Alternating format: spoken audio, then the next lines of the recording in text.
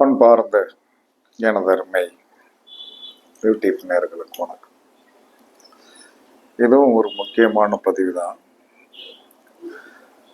வாழ்க்கையில் ஒரு மனிதனுடைய லக்கண புள்ளி அப்படிங்கிறது ரொம்ப ரொம்ப முக்கியமானது. நம்ம லக்கண புள்ளியை பற்றி கவலையெல்லாம் பட மாட்டேங்கிறோம். லக்கண புள்ளி தான் ஆரம்பம் என்று சொல்லக்கூடிய முதலில் நம்ம ஸ்கூலுக்கு போனோம்னா ஆனா பட சொல்லி தருவாங்க. அதுதான் அடிப்படை பேசிக். அப்ப இந்த லக்கண புள்ளியை வைத்து நீங்கள் என்ன தெரிந்து கொள்ளலாம்? இந்த லக்கண புள்ளி அப்படிங்கிறது நிறைய பேசியிருக்கோம். ஆனால் ஒரு மனிதனுடைய கர்மா தான் அந்த லக்கண புள்ளி. ஒரு மனிதனுடைய கர்மா தான் லக்கண புள்ளி. அந்த கர்மா அப்படின்னு சொல்லக்கூடிய கர்மானா செயல். கர்மானா என்ன சொல்லலாம்னா பலவித அர்த்தங்கள் எடுக்கலாம். ஆனா பொதுவாக கர்மானா செயல். அந்த செயல் அவருடைய வாழ்க்கையில் எந்த ரூபத்தில் அவருடைய லாப நஷ்டங்களை குறிக்கக்கூடியதாக இருக்கும் என்பதை சுட்டிக்காட்டுவதுதான் செயல். அந்த செயல் சார்ந்த விஷயத்தை நீங்கள் எப்படி சீர் செய்யத்தான் அந்த லக்கண புள்ளிக்குண்டான கர்ம தோஷம் உங்களுக்கு சரியாகிட்டே வரும். அதற்கு என்ன உபயம் அப்படிங்க? உபயம்னா என்ன சொன்னான்னா, உபயம்னா ஓசியா கொடுக்கறது. உபயம்னா என்னது? ஒரு கோயில் போய் ஃபேன் எடுத்து வைக்கிங்க, அதுல போய் உபயம் அப்படின்னு. உபயம்னா என்னது? நான் ஓசியா கொடுத்துருக்கேன்ப்பா அப்படிங்கிறதான். அப்ப எந்த ஒரு மனிதனுக்கும் ரொம்ப இலகுவாக அவனுடைய கஷ்டத்தை நீக்குவதற்குண்டான ஒரு அழகான சொல்யூஷன் சொல்றேன். ரொம்ப இலகுவா இருக்கும். ஆனா செயல்பாடு நடத்தணும். செயல்பாடுகளை செய்ய செய்ய செய்ய செய்ய என்ன சொல்லலாம்னா அதன் மூலமாக நீங்கள் அந்த ஒரு அமைப்பிலிருந்து நீங்கள் நிவர்த்தி ஆவதற்குண்டான ஒரு வாய்ப்புகள் கண்டிப்பாக கிடைக்கும். நிவர்த்தி ஆகிறதுக்கு உண்டான வாய்ப்புகள் கிடைக்கும். எந்த ஒரு இதுமே வாழுகின்ற ஆரம்ப காலம் என்னைக்கு மூச்சு காற்று உங்களுடைய டேட்டா பர்த் விழுந்ததோ 7 கிழமைக்குள்ள ஒரு கிழமையாகவும் 9 நம்பருக்குள்ளதான் ஒரு டேட்டா பர்த் வரும். இதுல இருந்து மாத்தி எதுவுமே வந்ததே கிடையாது. ஆனால் 7 கிழமைக்குள்ளதான் ஒரு இறப்பு நாள் ஒண்ணு இருக்குது. 7 கிழமைக்குண்டான அந்த நம்பர்களை தான் உங்களுடைய இறப்பு நாளும் ஒண்ணு இருக்கும். இதுல எந்த மாற்றமே கிடையாது. அப்ப அந்த அடிப்படை புள்ளி என்பதுதான் உங்களுடைய கர்மத்தின் செயல். இந்த கர்மத்தின் செயலை நீங்கள் ஆராய்ச்சி பண்ணும் போது அதுபடியே தான் உங்க வாழ்க்கையை அப்படியே நடத்திட்டே இருப்பீங்க. அதுல பிளஸ் இருக்கும், பிளஸ் கண்டிப்பா இருக்கும், மைனஸ் இருக்கும். ரொம்ப கர்மா பாவ செயல் பண்ணீங்கன்னா, அது சார்ந்த விஷயத்தில் நீங்கள் பாவ செயல் பண்ணினீங்கன்னா அதுக்குண்டான எதிர்வினையை அனுபவிச்சுட்டு தான் இருப்பீங்க. இல்ல அதாவது ஒரு கிரகத்திற்கு ஒரு கிரகம் ஒரு நட்சத்திரத்தில் நின்றுச்சுன்னு வைங்க, அதற்குண்டான தோஷம் என்பதை அதிகமாக கமா போட்டுட்டு போற அளவுக்கு பண்ணாம ஒரு புல் ஸ்டாப் வைக்கணும். அந்த புல் ஸ்டாப் வச்சு அந்த வட்டத்துக்குள்ளே நின்றுக்கிட்டீங்கன்னா கண்டிப்பாக நீங்கள் சங்கடப்பட மாட்டீங்க. இல்லைன்னா அதோட எதிர்வினையை அனுபவிப்பீங்க. இப்போ ஒருத்தருடைய லக்கண புள்ளி இப்போ மேசத்துல இருந்து எடுப்போம். அசுவதி நட்சத்திரத்துல போய் லக்கண புள்ளி உட்கார்ந்துட்டாரு. அப்ப அசுவதி நட்சத்திரத்திற்குண்டான கேது எங்க போய் உட்கார்ந்துருக்காரு? அசுவதி நட்சத்திரத்துக்குண்டான கேது எந்த நட்சத்திரத்தில் போய் உட்கார்ந்துருக்கிறாரோ அந்த தோஷத்தை இவர் பண்ணிட்டு இருப்பாரு. ஏன்னா இவர் கைவந்த கலை அதுதான். கைவந்த கலைன்னா நீ வாங்கிட்டு வரும்போதே ஒரு வரம் வாங்கிட்டு வந்திருக்க. அந்த வரம் என்பது உனக்கு இலகுவாக செட் ஆகிக்கிட்டே இருக்கும். இலகுவாக செட் ஆகிட்டு இருக்கான். அதுல எவ்வளவு தூரத்துக்கு தர்மமாக நீ பண்ணுகிறாய், எவ்வளவு தூரத்திற்கு அதை துஷ்பிரயோகம் பண்ணுகிறாய் என்பதை அளவீடு செய்துதான் உனக்கு இந்த வாழுகின்ற வாழ்க்கையில நிம்மதியற்ற தன்மை.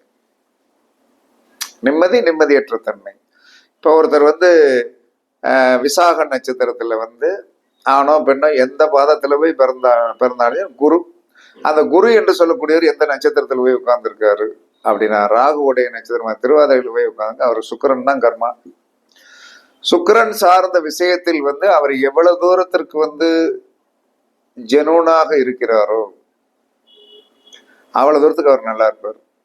சுக்கிரன் சார்ந்த விஷயத்தில் உனக்கு வந்து என்ன சொன்னா பெரிய வந்து என்ன துப்பாக்கி தோட்டாவை கொடுத்துட்டான். சுக்கிரன் தோஷத்துல போய் குருவோடைய நட்சத்திரத்துல போய் உட்கார்ந்துருக்கு. அதுவும் குருவோடைய நட்சத்திரம், அந்த குருவோடைய நட்சத்திரத்திற்கு அந்த குரு வந்து திருவாதிரையில போய் உட்கார்ந்துருக்குன்னா நீ காதல் மன்னனாகத்தான் இருப்ப. காதல் மன்னனாகத்தான் இருப்ப. காதல் மன்னன் அப்படின்னு சொல்லிட்டு 50 பேரை காதலிச்சு 50 கல்யாணம் பண்ணேன்னா நீ எப்படி நல்லா இருக்க முடியும்? உனக்கு கைவந்த கலை அதுதான். அதை மாற்றமே பண்ண முடியாது, மாற்றம் பண்ண முடியாது. அப்ப அந்த கைவந்த கலையை நாம் பிறருக்கு வந்து என்ன சொல்றான்னா கஷ்டப்படுகின்றவர்களுக்கு வாழ்க்கையை அமைத்து கொடுக்கணும். நம்ம 50 கல்யாணம் பண்றதை விட நம்மளை நாடி வந்தவங்களை என்ன செய்யணும்னா கல்யாணத்திற்கு உண்டான வழிமுறைகள் சொல்லி கஷ்டப்படுகின்றவர்களுக்கு அந்த ஏன்னா இவனால் வந்து என்ன செய்ய முடியும்னா இந்த குருவோடைய சாரத்தில் எந்த குருவாக இருந்தாலும் சரிதான், புனர்பூசத்து குருவாக இருந்தாலும் சரிதான், விசாக நட்சத்திரத்துக்கு குருவா, புரட்டாதி நட்சத்திரத்துக்கு குருவா, குரு எங்க போய் உட்கார்ந்துருக்காரு, அவருக்கு என்ன தோஷமோ அது இவனுக்கு வந்து கைவந்த கலை. கைவந்த கலை, அந்த கைவந்த கலையை வந்து சுயநலமாக பயன்படுத்தாது. உனக்கு சாப்பாடு தேவையான அளவு இருக்குதா, மிச்சத்தை தானம் பண்ணிக்கிட்டே இரு. அதை விடுத்து அத்தனை நான் தான் அனுபவிப்பேன், அத்தனை நான் தான் அனுபவிப்பேன்னா கர்மாவை நீயே தலையில் வந்து என்ன சொன்ன மண்ணை வந்து தோண்டி தோண்டி கடைசியில வந்து என்ன சொன்னா மண்ணே உன் தலையை மூடிடும். இதுதான் ஒவ்வொரு நட்சத்திரத்திலும் இருந்த ஒவ்வொரு நட்சத்திரத்தை இருந்த கிரகங்கள், அந்த நட்சத்திரத்துக்கு உண்டான கிரகங்கள் எந்த நட்சத்திரத்தோடைய சாரம் ஆகுதோ அதைத்தான் இன்னைக்கு வரைக்கும் எல்லாரும் அனுபவிச்சுட்டு இருக்காங்க. அப்ப என்ன செய்யணும்னா அதுல ஒழுக்கம் வேணும்னா, அதுல ஒழுக்கம் வேணும். சுக்கிரன்னா சுக்கிரன்ல வந்து என்ன சொன்னா சிற்றின்பமும் இருக்குது, எல்லாமே இருக்குது. அதுல வந்து நீ எவ்வளவு தூரத்திற்கு நியாயமாக இருக்கிறாய், எவ்வளவு தூரத்திற்கு பிறருக்கு நீ உதவிகரமாக இருக்கிறாய், உன்னிடம் இருப்பதை பிறருக்கு வந்து என்ன சொன்னா நீ தான் அதை சரி பண்ணி கொடுக்கறதுக்கு உண்டான சக்தி உனக்கு இருக்கிறது. இப்போ உன்ட்ட வந்து சுக்கிரன் என்று சொன்னால் பணம். சுக்கிரன்னா கல்யாணம் மட்டும் கிடையாது, சிற்றின்பம் மட்டும் கிடையாது, பணம், சிறு பணம். உன்னால் முடிஞ்சதை ஒரு ஏழைகளுக்கு அப்படின்னு சொல்லி வரும்போது திருமணம் சார்ந்த உதவிகளை நீங்கள் பண்ணி வர திருமணம் சார்ந்த உதவிகளை பண்ணி வர ஒரு திருமணம் சார்ந்த ஒரு இணைவுகளுக்கு நீங்கள் வந்து என்ன சொல்லலாம்னா ஆர்வமா வந்து கேட்பாங்க, சார் ஜாதகம் பொருத்தம் நல்லா இருக்கா சார், கொஞ்சம் பார்த்து சொல்லுங்க சார். நீங்க சொன்னீங்கன்னா ஓகே அப்படின்னா நான் முடிஞ்ச வரைக்கும் 99% அதை இணைக்கிறதுக்கு நான் பார்த்துருவேன். ஏன்னா எனக்கு சுக்கிரனுடைய தோஷம். ஒரு நாள் நைட்டு வந்து கோயம்புத்தூர்லேருந்து 10:15 மணிக்கு ஃபோன் பண்றாங்க, நான் எடுக்கல. இந்த நேரத்துல போய் இது என்ன சொல்லணும், மறுநாள் காலையில எல்லாம் யோசனை பண்ணிட்டு நீட் பண்ணிட்டேன்னா அவங்களுடைய ஆர்வம். பையனுக்கு வந்து ரொம்ப நாளா கல்யாணம் நடக்கல, நம்ம வந்து சரி பண்ணி கொடுத்துட்டோம், பரிகாரத்தின் மூலமா சரி பண்ணி கொடுத்துட்டா அதை கும்பிட்ட 1 மாசத்துலயே வந்து ஒரு நல்ல இணைப்பு வருது. அவர்கள் இந்த ஆர்வத்துல நான் ஓகே சொல்லியாச்சுன்னா அங்க முடிஞ்சிச்சு. அப்ப நான் என்ன சொல்லணும், நாளைக்கு மனசுல நினைச்சிட்டேன் நாளைக்கு இதுக்கு ஓகே சொல்றோம், ராத்திரி கொஞ்ச நேரம் நிம்மதி இல்லாம தூங்கட்டும் அப்படின்னு விட்டுட்டு காலையில வாக்கிங் போயிட்டு வந்தவன என்ன சொன்னா கோயில்ல எல்லாம் சாமி கும்பிட்டு கொஞ்சம் சரி நம்ம சொல்றது நாளைக்கு வந்து பிரச்சனை வந்துடக்கூடாது அப்படின்னு சொல்லிட்டு சார் ஓகே பண்ணிடலாம் அப்படின்னு ஒண்ணு. அப்படியா சார், நேற்று எதிர்பார்த்தேன் சார், தேங்க்ஸ் சார், தேங்க்ஸ்னு 1008 தேங்க்ஸ் சொல்றாங்க. அதுதான் நம்முடைய கர்மாவை போக்குவதற்கு நம்முடைய கர்மாவை போக்குவதற்குண்டான வழி என்னது? இதன் மூலமாக தான் நம்ம உள்ளே போய் மாட்டுவோம். இதன் மூலமாகத்தான் நீங்கள் உள்ளே போய் மாட்டுவீர்கள். அந்த மாட்டுவது என்பது என்னன்னா இப்போ ஒரு பையனுக்கு வந்து என்ன சொன்னா பூரட்டாதி நட்சத்திரத்துல போய் லக்னப்புள்ளி விழுந்துருச்சு. அந்த லக்னப்புள்ளிக்கு உண்டான குரு வந்து என்ன சொன்னா கார்த்திகை நட்சத்திரத்துல போய் உட்காண்டார். அவர் வந்து என்ன சொன்னா மருத்துவத்தில் இருக்கிறார். ஓடி ஓடி வந்து என்ன சொன்னான்னா அந்த வேலையை பார்க்கலாம். அப்ப என்ன சொல்றான்னா அது செய்ய செய்ய செய்ய அவருடைய கர்மா என்பது என்ன, மங்கள தோஷம். செவ்வாயோடைய குரு என்று சொல்லக்கூடியவர் கார்த்திகை நட்சத்திரத்துல போய் உட்கார்ந்தாங்க, மங்கள தோஷம். இவர் அந்த மருத்துவத்தில் வந்து என்ன சொன்னான்னா அந்த ஏழை வாழைகளுக்கு வந்து என்ன சொன்னா உதவி செய்து அதை அந்த பெற்ற தாய் வந்து தன்னுடைய மகன் வந்து அந்த வேலை பார்க்குற இடத்துல போய் பார்க்க போயிருக்குது. அங்க வந்து என்ன சொல்றான்னா அந்த பேஷன்ஸ் வந்து இந்த தாய்ஸ் இது உங்க பையனா, நல்லா பார்க்காருமா, நல்லா பார்க்காருமா, நல்லா பார்க்காருமா, நல்ல பையமா அப்படின்னு சொல்லுகின்ற இந்த வார்த்தை தான் அவனுடைய கல்யாண வாழ்க்கையில் வந்து என்ன சொன்னா, இடர்பாடுகள் வராமல், சண்டை வராமல், சத்தம் வராமல், மங்களதோஷம் வந்து சீராகும். இப்படி போகணும். இதை யாரு தெரியாம வந்து என்ன சொல்றான்னா வந்து இதே செவ்வாய் என்று சொல்லக்கூடிய அதிகாரம். ஏவா அங்க போய் உட்கார், இங்க போய் உட்கார், என்ன நினைச்சிட்டு இருக்க அப்படின்னா கண்டிப்பா எல்லா மக்களுமே கட்டுப்பட்டுருவாங்க. மேல இருக்கிற வந்து ஒரு கிரேட் ஆஃப் வீகத்துல போய் ஒருத்த உட்காந்துட்டு போ அங்க போய் உட்கார், இங்க போய் உட்கார், என்ன நினைச்சிட்டு இருக்க அப்படின்னு சொல்லி அதிகாரமும் பண்ண முடியும். ஏன்னா செவ்வாய்னா அதிகாரம் தானே. அந்த செவ்வாய் என்பது என்ன சொன்னா ஒரு விதத்தில் வந்து என்ன சொன்னா மருத்துவம் என்பதையும் குறிக்கும் அப்படிங்கிறதுனால அந்த மருத்துவம் அதெல்லாம் கரெக்டா நம்ம இதை செட் பண்ணி விட்டதுனால் வந்த ஒரு பயனை வந்து கண் முன்னால் அனுபவிக்கிறோம். அப்ப அந்த கண் முன்னால் அனுபவிக்கிறோம் அப்படின்னு சொல்லி வரும்போது எல்லா மக்களுக்குமே எந்த நட்சத்திரத்துல போய் உட்கார்ந்துருக்கட்டும், அந்த நட்சத்திரத்திற்கு உண்டான கிரகம் எந்த நட்சத்திரம். நீங்க எல்லாம் சில பேர் கேட்டிருந்தாங்க ராகுவுடைய நட்சத்திரத்தில், ராகுவுடைய நட்சத்திரத்துல போய் உட்கார்ந்தா ராகு உட்கார்ந்துருக்கிற இடத்த வீட்டுக்காரன் தான் பிடிக்கணும். ராகுவுடைய நட்சத்திரத்துல போய் உட்காந்து 27 நட்சத்திரத்துக்கு ஒரு தோசை இருக்கு. திருவாதிரைக்கு ஒரு தோசை இருக்கு, சுவாதிக்கு ஒரு தோசை இருக்குது. இப்ப சுவாதி நட்சத்திரத்துல போய் வந்து உங்க லக்கண புள்ளி உட்கார்ந்துட்டு லக்கண புள்ளிக்கு உண்டான கிரகம் உட்கார்ந்துருச்சுன்னா நீங்கள் பணிவோடும் ஒழுக்கத்தோடும் 1 மணி நேரம் கூடத்தான் வேலை பார்க்கணும். ஏன்னா சனி தோஷம் உடைய இதுல போய் உங்களுடைய லக்கண புள்ளிக்கு உண்டான கிரகம் வந்து உட்கார்ந்துருச்சுன்னா நீங்கள் 1 மணி நேரம் வந்து நல்லா வேலை பார்க்கணும், உண்மையா வேலை பார்க்கணும், ஓபி அடிக்க கூடாது, வேலையை வந்து என்ன சொன்னா கூலிக்கு மாரடிக்க கூடாது, இத்தனை விஷயங்கள்லாம் உண்டு. அப்ப எங்கே குறிக்கப்பட்டுள்ளது உன்னுடைய கர்மா அப்படின்னா உன்னுடைய கர்மா உன்னுடைய லக்கண புள்ளியில இருக்குது. அந்த லக்கண புள்ளிக்கு உண்டான கிரகம் எந்த நட்சத்திரத்தில் போய் உட்கார்ந்து இருக்கிறதோ அதுதான் உன்னுடைய வாழ்நாளின் கர்மா.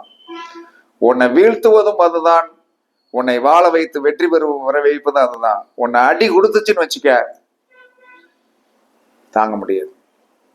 அதற்குத்தான் என்ன செய்யணும், அந்த நட்சத்திரத்திற்குண்டான அந்த தோஷத்திற்குண்டான கிரகத்திற்குண்டான உணவுகளை தானம் பண்ணணும். சூரியன் என்று சொன்னால் கோதுமை, சூரியனுடைய தோஷம் இருந்தால் கோதுமை, சந்திரனுடைய தோஷம் இருந்தால் பச்சரிசி சாதம் வாங்கி கொடுக்கிறது. செவ்வாய் தோஷம் இருந்தது என்று சொன்னால் செவ்வாயுடைய தோஷம் உடைய நட்சத்திரத்தில் போய் நம்மளுடைய லக்கண புள்ளிக்கு உண்டானவர் உட்கார்ந்துட்டாருன்னா என்ன செய்யணும், துவரம் பருப்பு தானம் பண்ணணும், செவ்வாழைப்பழம் தானம் பண்ணணும், ஆப்பிள் தானம் பண்ணணும். அதே சமயத்துல வந்து என்ன சொல்லலாம்னா வந்து புதனுடைய தோஷமுடைய நட்சத்திரத்துல போய் வந்து நம்மளுடைய லக்கண புள்ளிக்கு உண்டான கிரகம் உட்கார்ந்து விட்டது என்று சொன்னால் துளசி தானம் பண்ணணும், பச்சை கற்பூரம் தானம் பண்ணணும், குழந்தைகளுக்கு நோட்டு புஸ்தகம் தானம் பண்ணணும், நோட்டு புஸ்தகம் தானம், பேனா பென்சில் தானம். புதன் என்று சொன்னால் எழுத்து, நோட்டு புஸ்தகம், பாசி பயிர் தானம் பண்ணணும். குரு என்று சொன்னால் பழங்கள் தானம் பண்ணணும், இயற்கையாக விளைவிக்கப்பட்ட பழங்கள் தானம் பண்ணணும். இந்த மாதிரிகளை தானம் பண்ணணும். அதுக்கடுத்து சுக்கிரன் என்று சொன்னால் செயற்கையாக செய்யப்பட்ட ஸ்வீட்ஸ், இதுவரை தானம் பண்ணணும். செயற்கையாக செய்யப்பட்ட ஸ்வீட்ஸ் எல்லாமே தானம் பண்ணலாம். அதெல்லாம் சுக்கிரனுடைய ஆதிபத்தியம். இயற்கையான இனிப்புள்ள பழங்கள் அனைத்துமே குருவும், செயற்கையாக செய்யப்பட்ட அனைத்து வித இனிப்புகளுமே சுக்கிரன் தான். தானம் பண்ணுங்க. அதற்கடுத்து சனி என்று சொன்னால் சனி அப்படின்னு சொல்லி வரும்போது சனிக்குண்டான உணவு வந்தோன்னா எள்ளு மிட்டாய் தானம் பண்ணுங்க, தாராளமா நல்லா இருக்கும். அதற்கடுத்தது நான் சொன்னேன்னா வந்து ராகுவுடைய தோஷம், ராகுவுடைய தோஷம் அப்படின்னு சொன்னா உளுந்த வடை தானம் பண்ணுங்க, உளுந்து தானம் பண்ணுங்க. கண்டிப்பா உங்களுடைய வாழ்க்கை மாற்றத்தை நோக்கி போகும். அப்ப எந்த பேசிக் என்பது முதல் புள்ளி எதுவோ அதுதான் உங்களை கடைசி வரைக்கும் கொண்டு போய் விட்டு என்ன சொன்னா பாதரவும் அதுவே, ஆதரவான வெற்றியும் அதுவே. அதுல மாற்றம்லாம் கிடையாது. ஆதரவை வந்து அதனுடைய நெகட்டிவ் வந்து நீங்க செஞ்சுட்டே வராதிங்க. அதாவது ஒரு லிமிட்டுக்கு மேல வந்து அது கண்டிப்பாக அது கர்மா என்ன சொன்னா அந்த கர்மாவை பண்ணாமல் விடாது, அது விதி.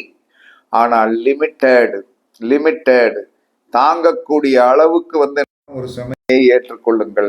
தாங்க முடியாத சுமைக்கு வந்து நீங்கள் போய்விட்டீர்கள் என்று சொன்னால் கண்டிப்பாக பாதகம் வந்துவிடும். அதனால் உங்களுடைய லக்கண புள்ளி எந்த நட்சத்திரத்தில் நிற்கிறதோ அந்த நட்சத்திரத்திற்கு உண்டான கிரகம் எந்த நட்சத்திரத்தில் நிற்கிறதோ அதுக்குண்டான தோஷம்தான் உங்களுடைய வாழ்நாள் முழுவதும் உங்களை சுத்தி சுத்தி சுத்தி வந்து என்ன சொல்லலாம்னா வந்து உங்களை வந்து வா வா வா வா கர்மாவை அணுவி என்று சொல்லிட்டே இருக்கும். இதெல்லாம் ஏன்னா அனுபவம். அப்ப அந்த அனுபவத்தை வந்து ஏன் சொல்றேன் அப்படின்னா வந்து இதெல்லாம் வெக்கம், இதெல்லாம் வந்து பெருசாலாம் ஒண்ணும் கிடையாது. எதுக்கு வைக்க மாட்டணும்? என்ன, எல்லா மனிதனுமே கடவுள் அல்ல, எல்லா மனிதனுமே யோக்கியன் அல்ல, எல்லா மனிதனுமே நல்லவனும் அல்ல, எல்லா மனிதனுமே கெட்டவனும் அல்ல. இப்படி எடுத்து பாருங்க.